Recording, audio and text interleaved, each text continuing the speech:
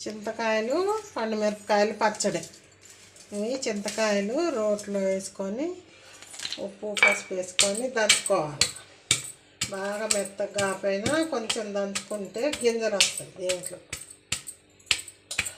తగినంత ఉప్పు వేసుకోవాలి.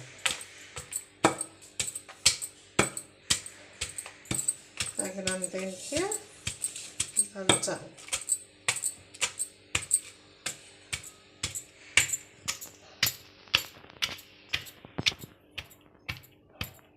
ఇవన్నీ ఇట్లానే దంచుకోవాలి. కొంచెం మెత్తగా అయిందాక దంచుకొని మళ్ళీ వీటిని ఏం చేస్తారు?